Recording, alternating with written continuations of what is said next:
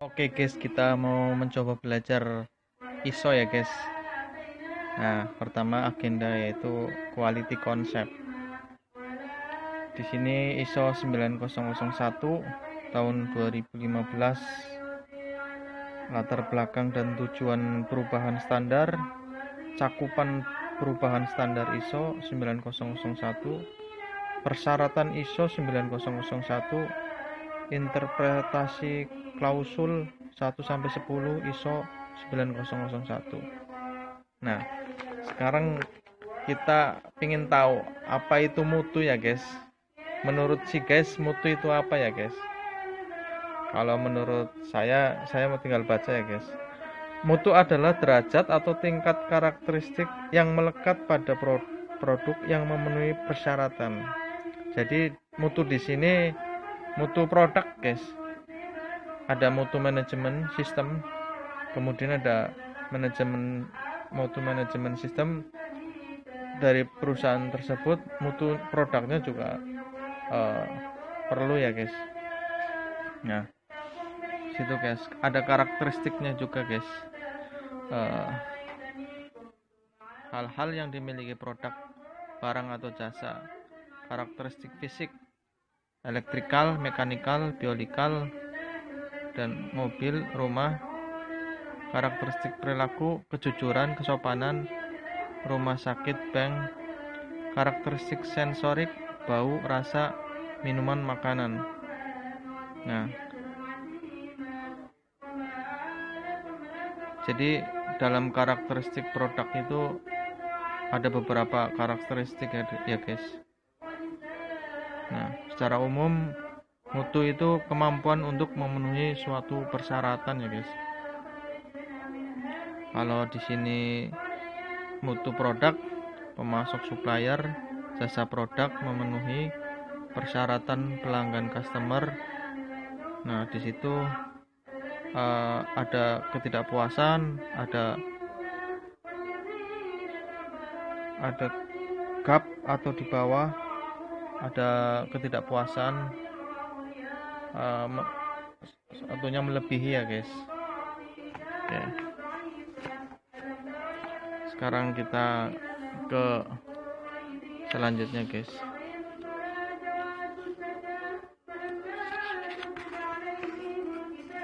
Nah, dalam mutu itu pasti ada perbaikan ya guys. Kadang produk kita juga jelek juga ya guys ternyata dibandingkan dengan produk-produk yang lain. Makanya di sini ada namanya perbaikan berkelanjutan dengan sistem manajemen mutu. Nah, sini guys. Jadi kalau di atas ini perusahaan yang unggul ya guys. Sini ada tingkatan-tingkatannya ini. Dia itu seperti tangga naik ke atas. Jadi ketika mau naik ke atas itu nggak bisa ya guys, langsung naik ke atas itu nggak bisa. Harus berproses. Jadi ini aja lurusnya panjang banget nih guys waktunya. Baru ketika perusahaan naik, dia naikin lurus lagi guys, baru naikin lagi lurus, baru naik dikit doang. Ini naiknya lumayan guys. Nah, ini standar lagi, naik lagi, dan akhirnya perusahaan unggul di atas tuh. Makanya ada namanya produk perbaikan berkelanjutan agar banyak pembeli, kemudian perusahaan bisa dinaikkan. Artinya ketika misalkan perusahaan lagi banyak orderan nih, saya mau langsung naik ke atas, itu nggak bisa ya guys. Ini naik ke atas cuma sedikit guys, padahal ini orderan lagi banyak, naik sedikit doang. Habis itu dia lurusin lagi. Ini ngelurusin ini, dia itu lagi nyiapin guys untuk naik ke atasnya lebih panjang lagi guys. Nah, habis itu lurus lagi, naik pendek lagi, lurus lagi, baru naik panjang. Jadi ada start untuk naik yang lebih besar lagi. Jadi dia di cover dulu ya guys. sini untuk agar balance ketika mau naik ke, kalau langsung guys jempalik guys, perusahaan bisa jempalik, keteter semua, itu nggak bener. Oke, ini penjelasan saya guys, nggak tahu bener nggak. Kemudian International Organisasi for Standard International, apakah itu ISO? Nah, ISO itu International Organization for Standardization, organisasi internasional untuk standarisasi, badan internasional yang mengkhususkan dirinya dalam hal standarisasi, yang dibentuk oleh badan-badan standar nasional dari 156 negara. ISO merupakan standar internasional mengarahkan dan mengontrol organisasi untuk mencapai tujuan yang diterbitkan oleh International Organisasi for Standarisasi. Jadi ISO itu organisasi internasional ya untuk penyetandaran ya guys. Jadi untuk standarnya gitu kan. Kemudian dikembangkan berdasarkan konsensus global yang dapat mendobrak hambatan dalam perdagangan internasional atau perdagangan bebas guys. Untuk mendobrak guys, dikarenakan International Organisasi for Standard akan memiliki akronim yang berbeda, bahasa Inggris, bahasa Prancis. Bahasa Inggris itu IOS, bahasa Prancis itu OIN, bahasa Rusia itu Международная. Nah, kata-katanya susah ya guys, mungkin saya salah ucap. Organisasi pos standarisasi. Maka diputuskan menggunakan istilah ISO. ISO itu sendiri berasal dari Yunani isos yang berarti sama. Itu guys. 23 Februari 1947 Van Rude Farebe, Genewa 20, Switzerland. Tujuan mengembangkan standar internasional, menyebarluaskan informasi tentang standar, mempromosikan penerapan standar internasional. Oke guys, kita lanjut guys. Nah, ISO 9001 guys adalah suatu standar internasional untuk sistem manajemen mutu ya guys. Sistem manajemen untuk mengarahkan dan mengendalikan organisasi dalam hal mutu. Nah, Anda bermutu enggak ya guys? Coba ngaca guys. Anda bermutu enggak? Kalau bermutu ya ISO 9001. Apa mutu Anda dalam perusahaan ya guys? Coba berpikir guys. Ya guys. Apakah cuma absen? Ya kan? Apa yang lainnya ya itu kita berpikir sendiri aja. Bercermin aja. Manajemen mutu berarti apa yang organisasi lakukan untuk menjamin bahwa produk atau jasanya memenuhi persyaratan mutu pelanggan dan mematuhi peraturan yang berlaku untuk produk atau jasa. ISO 901 bukan merupakan standar produk ya guys. Jadi untuk ISO 901 itu sistem manajemen ya guys. Jadi kalau manajemennya kurang bagus, berarti kemungkinan ada kekurangtahuan atau tidak ada standarnya di perusahaan tersebut. Jadi karepe dewek gitu guys. Nah, kalau ada standarnya biasanya semua ada aturan, kemudian ada tatanan, jadi ada trainingnya juga, ada briefing, ada meeting, keluhan-keluhan, biasanya seperti itu ya guys. Tapi kalau perusahaan yang tidak melakukan standar mutu biasanya bebas-bebas aja sih guys. Ada meeting itu apaan itu, yang penting bos marahin anak buahnya, ya itulah kebanyakan sih ya. Dan saya saya juga merasa menjadi korban juga ya guys, karena nggak ada standarnya juga. Mengalami juga yang hal seperti itu guys. Makanya perlu standar ya guys. Jadi eh, mereka itu harus dikasih tahu, harus dikasih pembelajaran ya guys.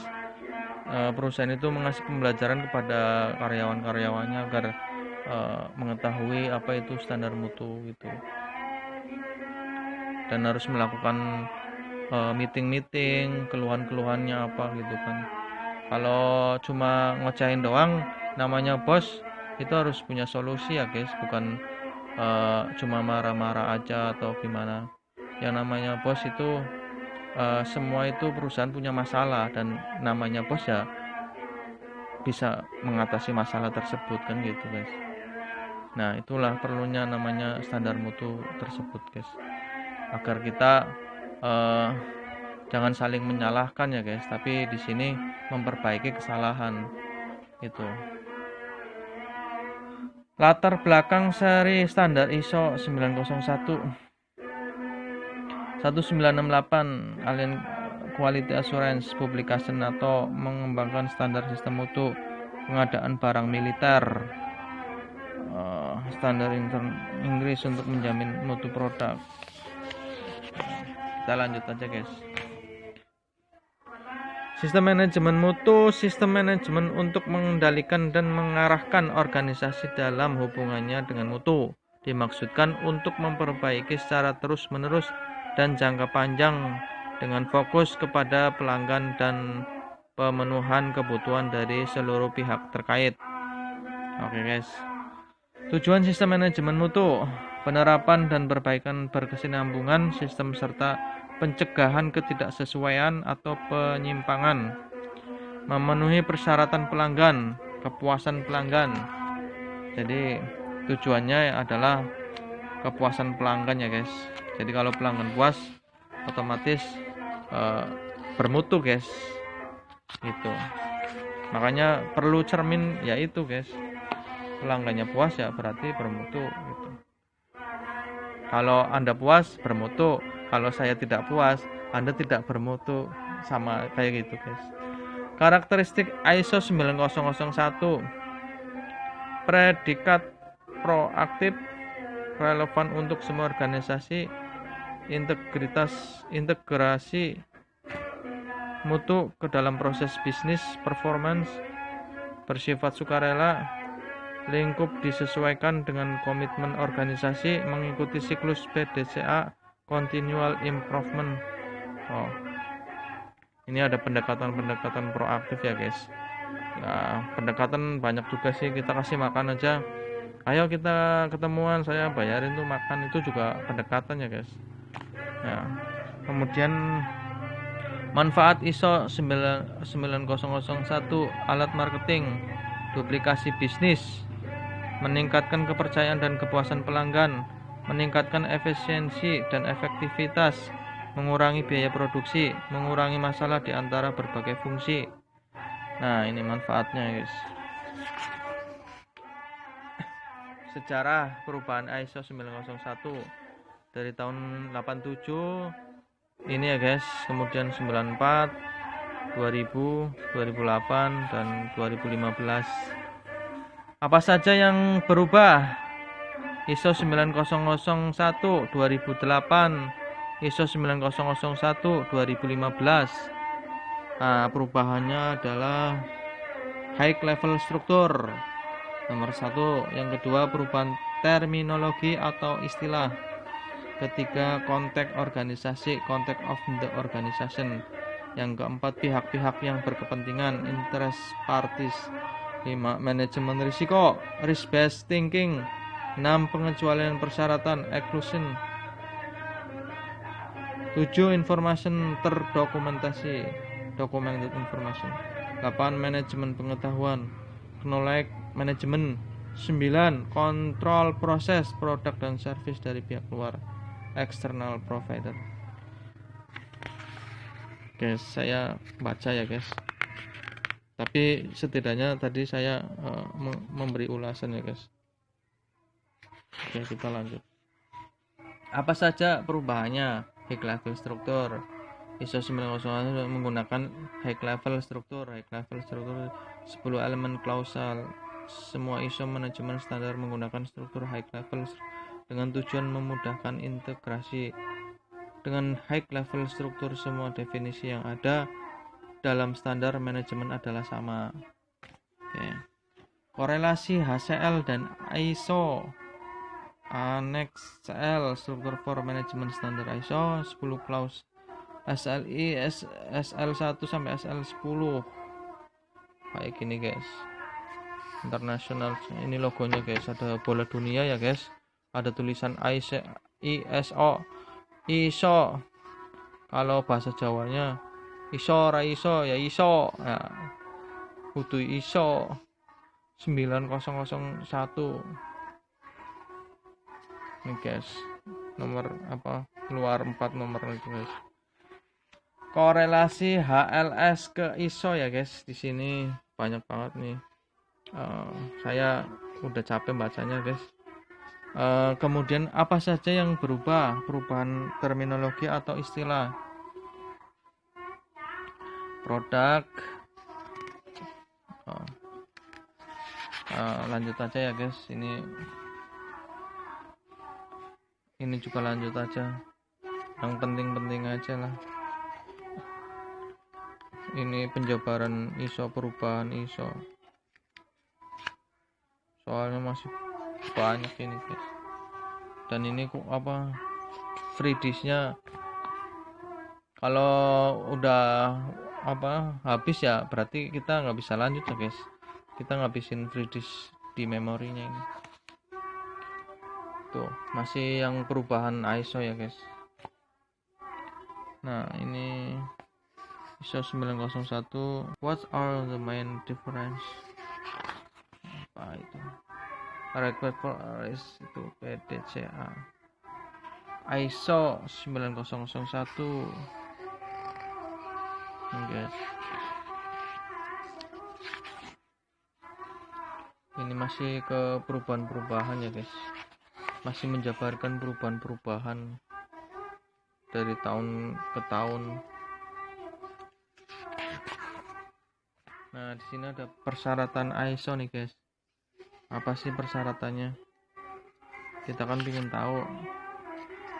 Barangkali kita perusahaan ya kan ingin punya ISO.